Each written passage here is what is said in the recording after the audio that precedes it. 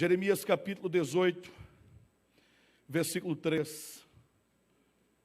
Jeremias 18, 3. Glória a Deus. Glória a Jesus. Diz assim o texto sagrado, segundo a minha versão bíblica. Obrigado, melhorou. Jeremias 18, 3. Então eu desci à casa do oleiro, e eis que ele estava fazendo a sua obra sobre as rodas. Só até aqui.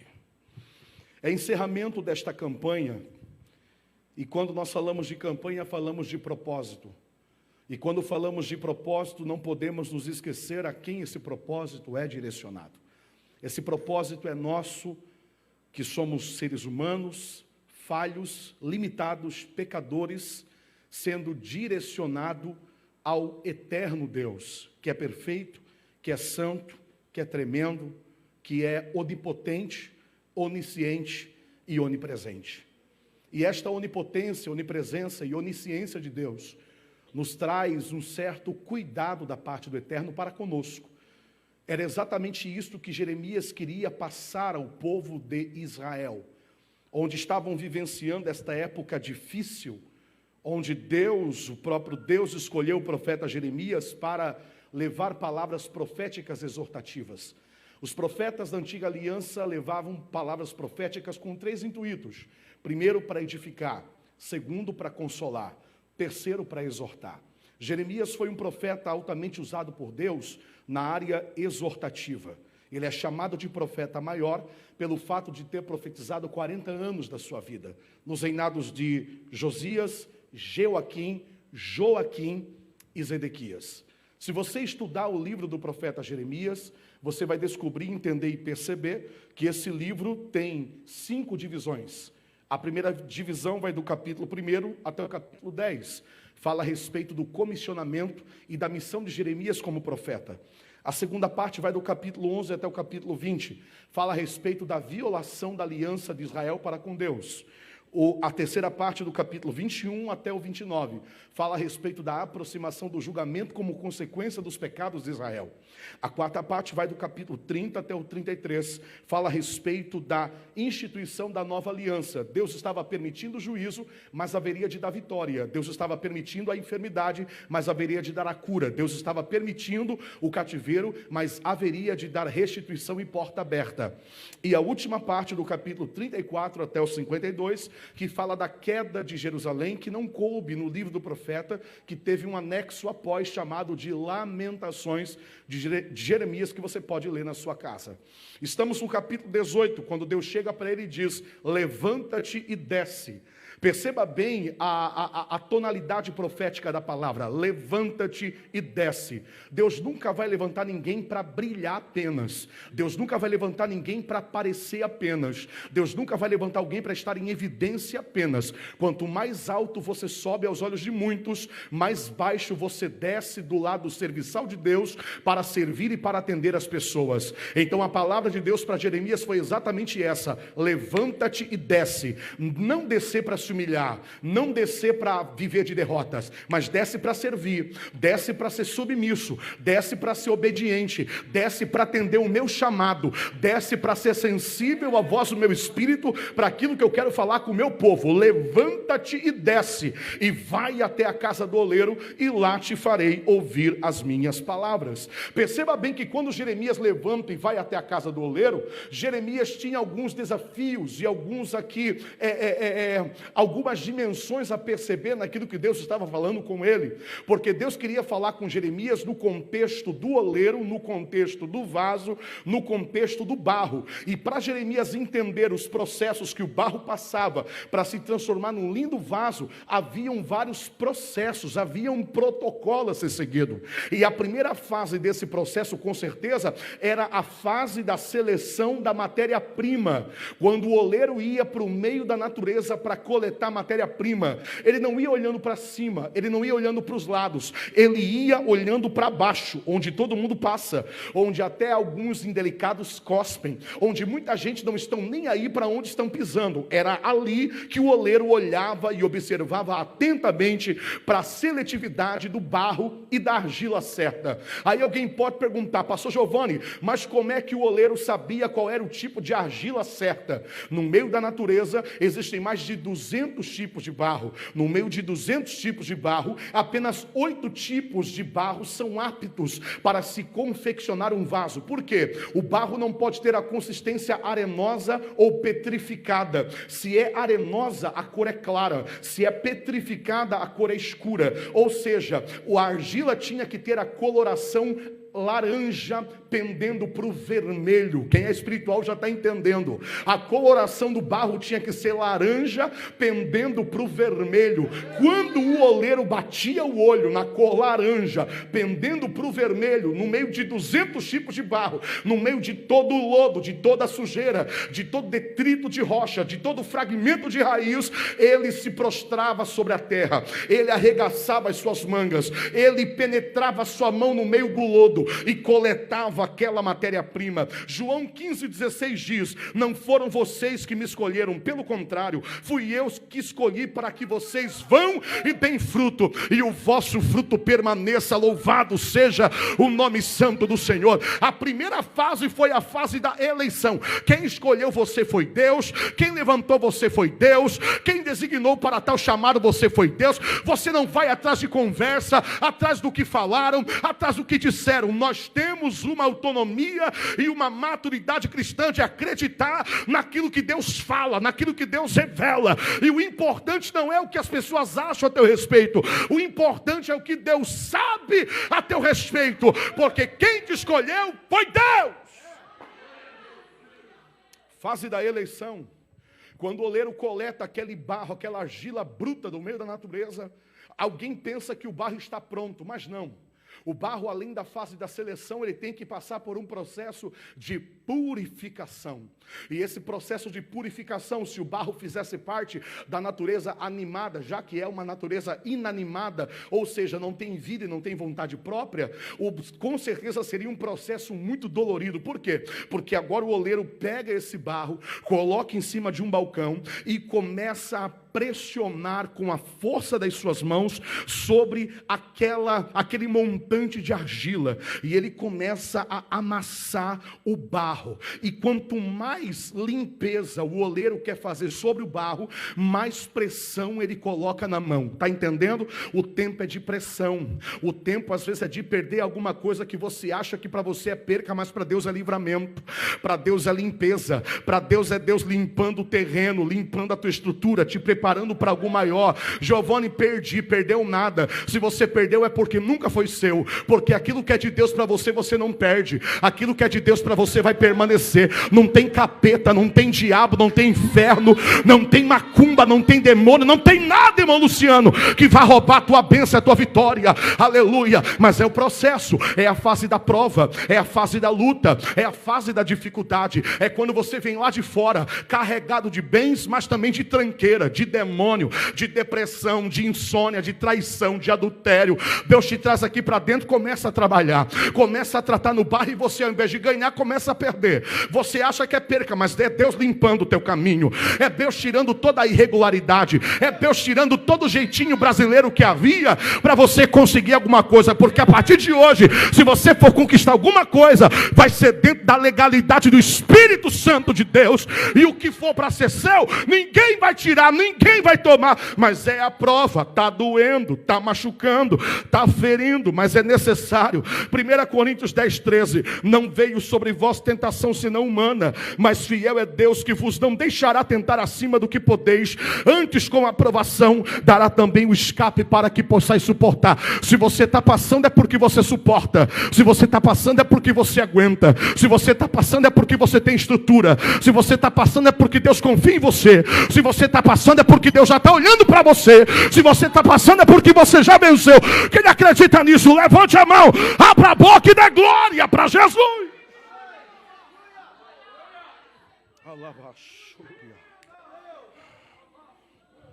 Ele amassa o barro. A sujeira sai, mas o ar entra.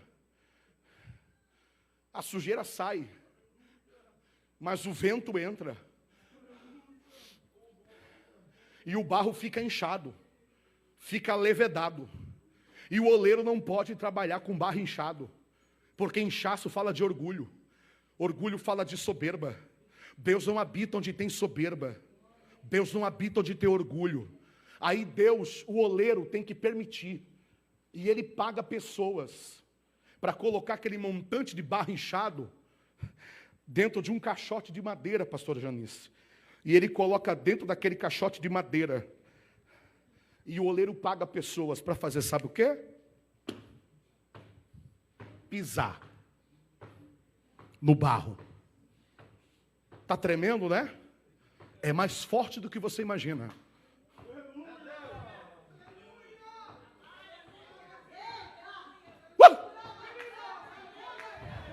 É quando as pessoas começam a nos pisar. E vou falar um negócio aqui que se você não tiver estrutura, você não vai suportar.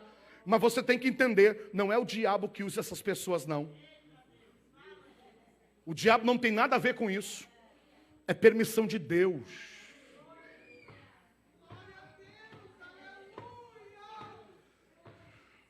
São pisadores que o oleiro contrata para pisar no barro inchado. É permissão de Deus, é necessário. Passa a prova, mas passa com classe. Passa de cabeça erguida. Passa abrindo a boca e dando glória misturado com aleluia.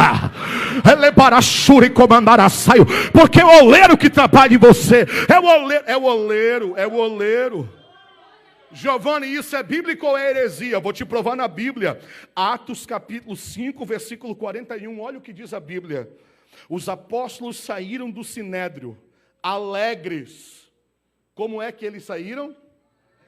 Alegres, por terem sido considerados dignos de serem humilhados por causa do nome. E perceba bem que esse nome está escrito em letra maiúscula, irmão Joel. Do nome. Que nome é esse? É o nome de Jesus. A única humilhação que o crente tem que aceitar com dignidade de alguém é quando ele é humilhado por causa do nome de Jesus. Jesus sofreu por mim e por você, porque é que eu e você não podemos sofrer por Ele também. Sofremos com honra, sofremos com dignidade, sofremos de cabeça erguida, sofremos sabendo que a nossa coroa está preparada e proposta para nós que estamos lutando pela causa do Mestre. Deixa pisar, deixa humilhar, deixa caluniar. Final do ano está vindo aí, com certeza. Tem gente que não é nem o capeta que entra nele, é ele que entra no capeta, o capeta fica endemoniado.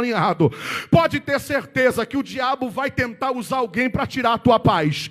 Pode ter certeza que Satanás vai querer usar alguém para encher a tua cabeça. Mas não tem problema, Tati. Enquanto eles acham que eu vou sair da graça, eu vou encher a minha boca de peru, aleluia. Eu vou encher a minha boca de Coca-Cola, vou comer, tomar Coca-Cola e não vou perder minha paz. Vou dar glória a Deus misturado com aleluia. É o oleiro que permite, deixa pisar. Deixa os irmãos de José achar que está traindo, que está se levantando, que está eliminando, que está abafando. Deixa. É o oleiro que está permitindo eles pisarem. Porque aquilo que não te mata te deixa mais forte. O que não te mata te deixa mais forte. Depois do barro ser tratado, ser tirado a sujeira, a soberba, a arrogância, que tem em todos nós isso. O oleiro tem que trabalhar, tem que tratar, tem que moldar. Quando a gente começa a se achar um pouco, o oleiro vem e pá! Começa a obra tudo de volta. Quando o barro está se achando tal, está se achando o santão, o vazão, o profetão, o oleiro vem, ó, sopra um vento. Aí o barro fica num estado de espera, num tempo de descanso, num balcão de espera. E alguns montantes de barro, de tanto esperar, endurece. Fica endurecido. Deus fala, não reage mais. Deus usa o pastor, não recebe mais. Não consegue mais ser submisso à voz do seu pastor. Não consegue mais receber e ouvir o irmão pregar e dar glória a Deus e aleluia, como o Eliezer está dando glória, o Renato e os obreiros aqui também. Não consegue mais estar endurecido devido ao tempo circunstancial da espera, da agonia. Ninguém gosta de esperar, não é fácil esperar. É tão bom ouvir profeta até um ponto. Porque é bom ouvir profeta quando a palavra se cumpre. É bom ouvir profeta quando Deus usa alguém e se cumpre. Agora, quando Deus usa alguém e demora. Eu já vi gente falar no auge da agonia, da espera, e dizer assim, ó, eu não quero mais ouvir esse negócio de profeta, não. Não quero. Nada acontece. Eu acho que você está falando errado. Nada ainda aconteceu. Porque quando é Deus que fala, passe o céu e a terra, passe o tempo que passar, vai acontecer porque Deus é fiel. Elevar a cominacia.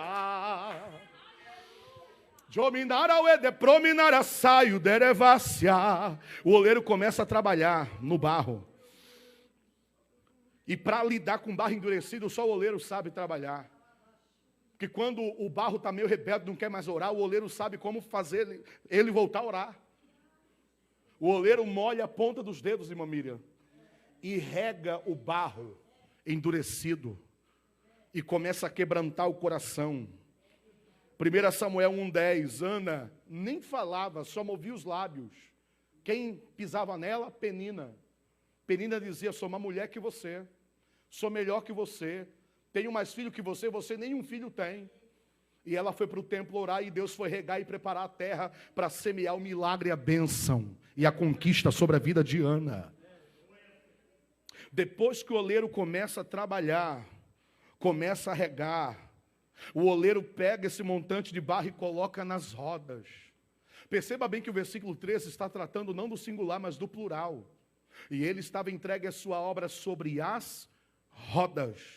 Perceba o texto.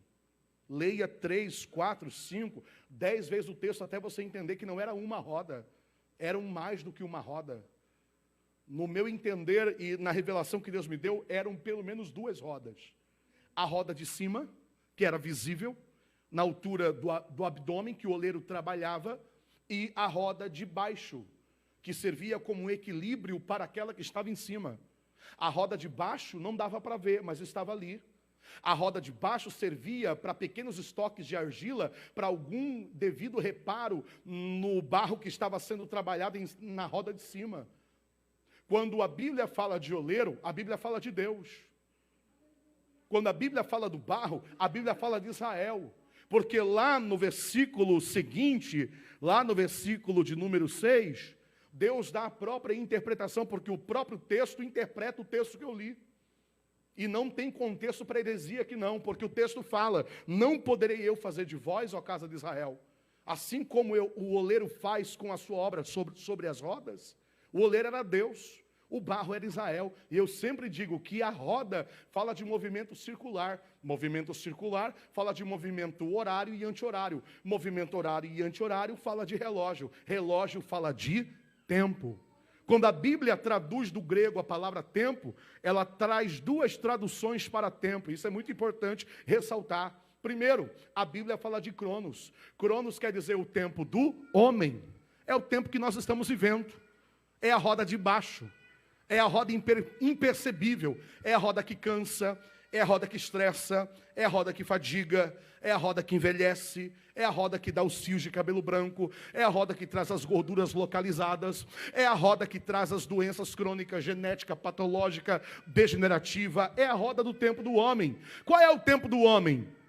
Eclesiastes 3, há tempo para todo o propósito debaixo do céu. Se é debaixo do céu, é roda de baixo. Se é roda de baixo, é o tempo do homem. É o tempo que você nasce, é o tempo que você cresce, é o tempo que você estuda, é o tempo que você forma, é o tempo que você namora, é o tempo que você noiva, é o tempo que você casa, é o tempo que vem os filhos, é o tempo que vem os netos, é o tempo que vem as incomodações, é o tempo que vem o luto, a perca, o velório, a notícia ruim, é o tempo do homem. Isso é normal, é natural para todos. A própria Bíblia fala que a chuva vem tanto para o justo quanto para o ímpio. É normal. Giovanni, estou sofrendo. É normal, você não é o único que sofre na terra. Bem-vindo ao clube dos vivos. Se você está sofrendo, é porque você está vivo. Morto não sofre. Já morreu. Já foi dessa para melhor ou para pior. Agora você está sofrendo porque está vivo. Enquanto a vida, há esperança. E esse é o desespero do inferno. É por isso que o diabo quer fazer de tudo para te parar. Porque você está vivo. A roda de baixo é o tempo do homem. É o tempo da espera. É o tempo da sombra. É o tempo da escuridão. É o tempo da agonia. Mas existe a roda de cima. Qual é a roda de cima? A roda de cima é Kairos. Kairos quer dizer o tempo de Deus. 1 Pedro capítulo 5, versículo 6. Humilhai-vos perante a potente mão do Senhor teu Deus, ou perante a potente mão do oleiro, para que a seu tempo ele vos exalte. Você pode estar na prova que for, mas se você está na mão do oleiro, você está no local mais seguro da face da terra. E tem mais uma coisa, quando o oleiro está trabalhando nas rodas, ele não costuma falar muito não. Além de você aparentemente não sair do lugar, você não ouve o oleiro falar. E você quer ouvir o oleiro falar, mas o oleiro costuma não falar enquanto trabalha sobre a roda. Por isso que você está provando o silêncio de Deus. Mas se você se concentrar, se você fechar os olhos, e não é nem os olhos da fé, é os ouvidos da fé, você vai ouvir o barulho das rodas. O oleiro trabalha nas rodas do tempo.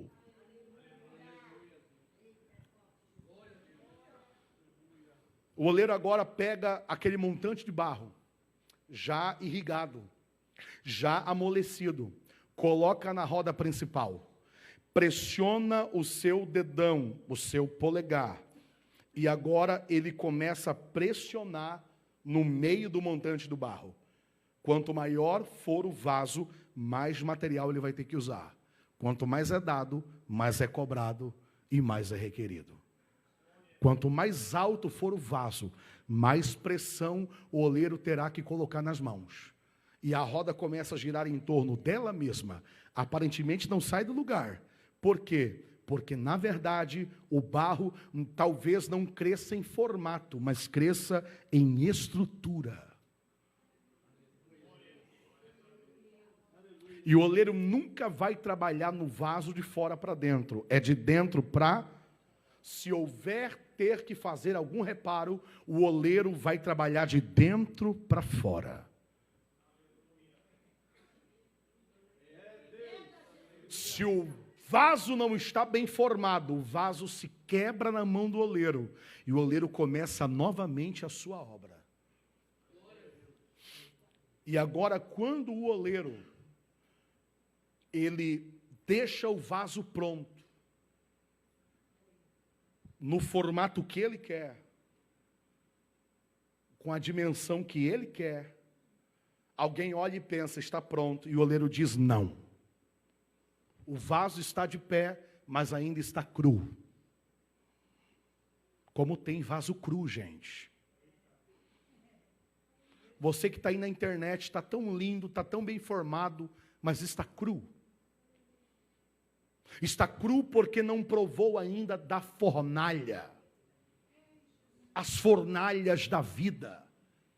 Que você olha para ela e pensa, não vai dar. Não vou conseguir. O vaso tem que ir para queima. O oleiro coloca o vaso cru na queima. E esses vasos são enformados e queimados por 36 horas a uma temperatura de quase 1000 graus. A igreja se aproxima do arrebatamento. E a igreja está num período de queima. Nós estamos nas fornalhas das pandemias globais. Nas fornalhas dos desafios das ideologias de gênero. Estamos nas fornalhas das opressões espirituais da maldade que permeia o século 21. Estamos no meio de fornalhas onde ser pastores significam ser alvos. Ministros significam ser alvos. A igreja passou e passa por 3 tipos de influências do inferno. A igreja passa por um período de perseguição. No Império Romano foi assim, perseguição. Nero queimou os cristãos literalmente em fornalhas ardentes. Perseguição. Só que o inferno descobriu e entendeu que quanto mais perseguia a igreja, mais ela crescia.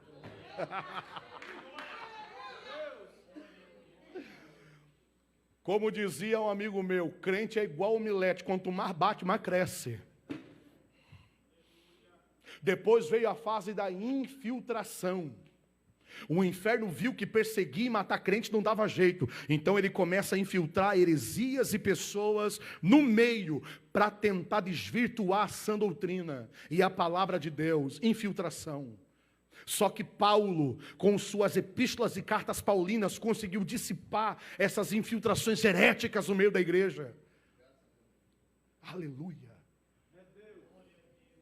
E em último lugar, antecedendo o arrebatamento, estão vindo as distrações.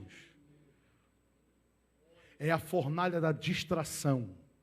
Satanás tem encolerizado muitas mentes, tentando distrair na área do entretenimento, intoxicando a nossa mente com doses de dopamina, de prazer, que quando chegamos na igreja parecemos mortos-vivos e zumbis de boca aberta. Deus está aqui. Recebe a bênção. Recebe a vitória. Porque doses de dopamina já foram liberadas o dia inteiro através do cigarro do século 21 chamado celular. Eu tenho domínio sobre essa praga aqui. Está ligado, mas está no modo avião. Sou eu que controlo isso aqui, não é ele que me controla. Quando eu sento para me alimentar com a minha família, isso aqui está desligado. Se alguém morrer, só vou saber depois. Se alguém morrer, só vou saber depois do culto. Por quê? Porque a minha conexão maior está no céu. É a palavra de Deus. O que me interessa não é o que a internet está falando. O que me interessa é o que Deus fala através da sua palavra. Fornalhas que enfrentamos. Fornalhas que enfrentamos. Perseguição. Infiltração, distração, mas estamos dentro da fornalha, e depois que a fornalha é desligada, 36 horas, os vasos têm que ficar dentro da fornalha, esfriando dentro da fornalha, porque se o oleiro tira o vaso, assim que a fornalha desliga, os vasos sofrem um choque térmico e vêm rachar, e não suportam inteiros. Então eles têm que esfriar conforme a temperatura ambiente. Depois o vaso vai para um método de decoração. O oleiro pinta o vaso. O oleiro coloca textura, gesso, grafiato no vaso. O oleiro coloca algumas pedrarias no vaso e deixa o vaso lindo e coloca-os na exposição ou na loja do oleiro. Lá está a casa do oleiro ou a loja do oleiro. Um vaso mais lindo que o outro, um canta, outro prega, outro dirige, outro toca violão, outro vai para o teclado e dirige a igreja ao mesmo tempo. É uma bênção de Deus. Cada vaso tem a sua função na casa do oleiro. Mas você não sabe o que cada um passa como um processo para chegar até aqui. Eu sempre costumo dizer, pastora Janice, que a poltrona mais bonita do altar é o vaso que mais passa processos na fornalha do oleiro. Porque quanto mais é dado, mais é cobrado e mais é requerido. Por isso que você não pode julgar ninguém. Porque só Deus sabe as guerras que passamos. Esses dias alguém chegou para mim e disse: eu queria ter uma agenda igual do Senhor. Eu falei: e as lutas, você quer também? Não é mérito. Eu também queria voar de avião. Eu disse: antes fosse só isso. Não, eu também queria ficar em hotel, ficar de boa no hotel. Antes fosse só isso. Tem renúncia, tem solidão, tem saudade da família. Eu não faço mais isso hoje.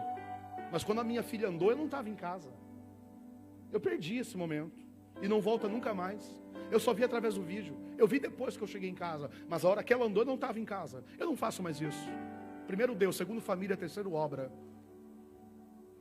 Porque família também é obra de Deus. A Bíblia fala que na casa do oleiro, 2 Timóteo 2,20, há vasos para honra e para desonra. E aqui eu encerro. Há vasos nobres, lindos. Esse vaso é lindo. Essa dupla de vasos. É da Mazote que eu sei. Ou errei. É de lá, né? É lindo. É lindo demais. Porque são vasos de honra. Olha esse outro vaso aqui. Também é lindo. Carrega flores.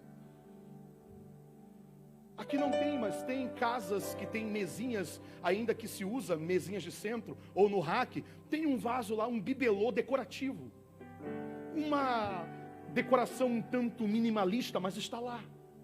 Quase que imperceptível, mas está lá. Eu gosto disso. Mas são vasinhos que só servem para juntar tranqueira. Você acha uma moeda de 5 centavos, aquela que preteia, que misericórdia, e cresce uma sujeira em cima, você não consegue nem limpar a moeda, porque parece que está perdida. Você joga dentro do vasinho. Você acha um carrinho da Hot Wheels do filho, que esqueceu de guardar na caixa de brinquedo, você pega e joga dentro do vasinho. Você, irmã, que gosta de fazer coque ou fazer um penteado legal, perdeu um grampo e achou, quando estava vindo para a igreja, acha o grampo para dentro do vasinho. Estou com pressa, tem que sair. Quando você vai limpar aquele vasinho, se é que você limpa, ou pelo menos você deveria limpar, se fica do lado de fora, cuidado com a dengue, que agora tem o verão aí, o Aedes aegypti. Você vira o vasinho, tem tudo que é tranqueira dentro. Que tipo de vaso que você é? Qual é o conteúdo que você carrega?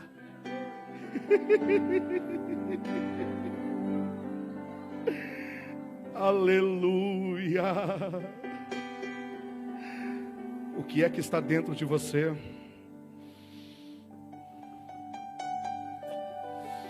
O que é que você está carregando durante todo esse tempo? O que é que você está guardando? O que é que você está, aleluia, acumulando em todo esse tempo? Deus manda dizer para você: se esvazie hoje, porque hoje é noite de renovo, hoje é noite de vitória, hoje é noite de milagre. Eu termino aqui. Giovanni, já fui muito usado por Deus. Já preguei por vários lugares. Já fui profeta ou profetisa de Deus, mas eu caí, eu errei, eu pequei, eu perdi minha família, eu perdi esperança, sou um divorciado, uma divorciada. A religião tem dito que para mim não tem mais jeito, que para mim não tem mais solução. Quando o vaso quebra, realmente ele nunca mais volta a ser o mesmo, Renato. Nunca mais. Eu tenho essa triste notícia para dar para alguém aqui. Porque depois de passar pelo forno, ele não pode ser moído e ser remoldado. Mas existe uma técnica chinesa chamada kintsugi. Sabe que técnica é essa? O oleiro pega os pedaços quebrados do vaso quebrado e remonta. E como preenchimento, pastora Janice, ele aplica ouro. E o valor desse vaso passa a ser maior daquilo que ele era. Porque o mais interessante não é nunca cair. O mais interessante é se levantar de cada queda. E quando o oleiro gosta de você e tem um projeto com você, ele coloca ouro na sua história. Ele coloca a mão dele na sua caminhada e diz: quem trabalha em você sou eu, quem faz de você o que quer sou eu, porque você está na mão do oleiro. Quem acredita nisso fica de pé dando glória.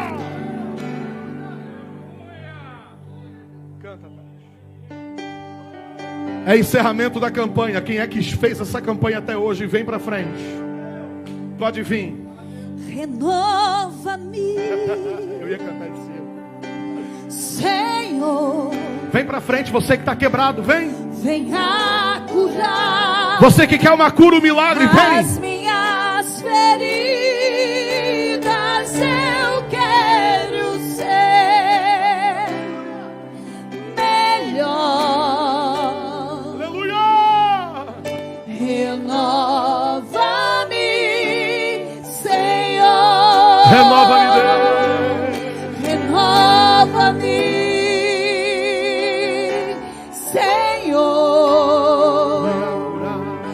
Venha curar as minhas feridas. Eu quero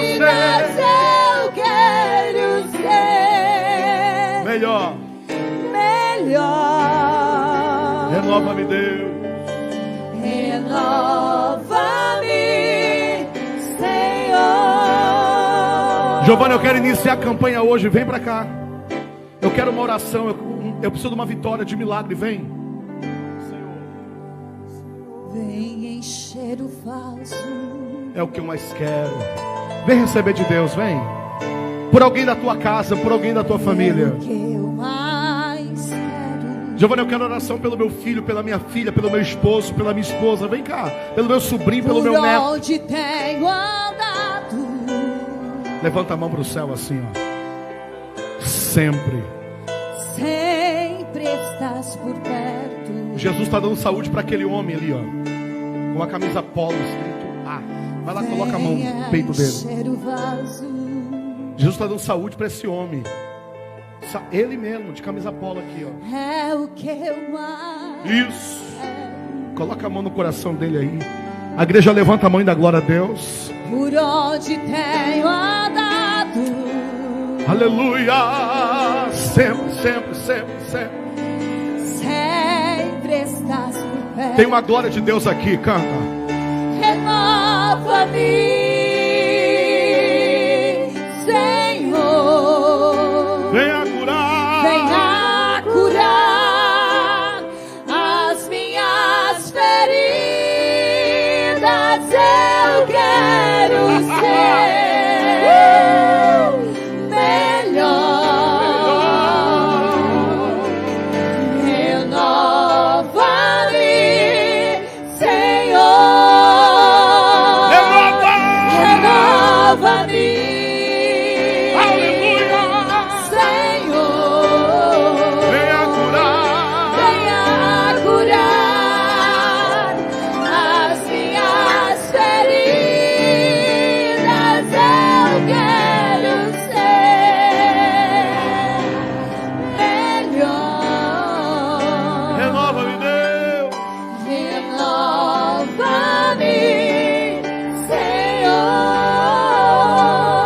Levanta a mão assim, ó. Jesus, onde tiver uma mão erguida e levantada em coração sincero, eu não sei em qual fase do processo os teus filhos estão, mas eu sei que todos aqui são vasos. Todos aqui são vasos escolhidos. Senhor Deus, eu creio que todos que estão aqui são escolhidos para a honra. São escolhidos para esse tempo de chamado, de ministério, antecedendo o arrebatamento. Eu não sei qual é a área que o Senhor tem para usar. Eu não sei qual é o propósito que o Senhor chamou a cada um dos teus filhos. Mas a única coisa que eu sei é que o Senhor é o oleiro. E o Senhor tem na mão as ferramentas certas para lidar conosco. Senhor Jesus, vai trabalhando. Todo vaso tem a impressão digital do oleiro, Senhor. Nós temos tuas marcas na nossa alma, na nossa existência. Vai tocando agora com renovo, com saúde, com vitória, com milagre, com bênção, com conquista, com porta aberta, com mudança e restituição, em nome de Jesus, amém. Deus abençoe. Tem alguém para aceitar Jesus aqui? Tem alguém que não é evangélico e hoje quer aceitar Jesus? venha curar Alguém que está afastado? as minhas feridas. São todos salvos. Eu quero ser Deus abençoe. melhor. Renova-me, Senhor. Renova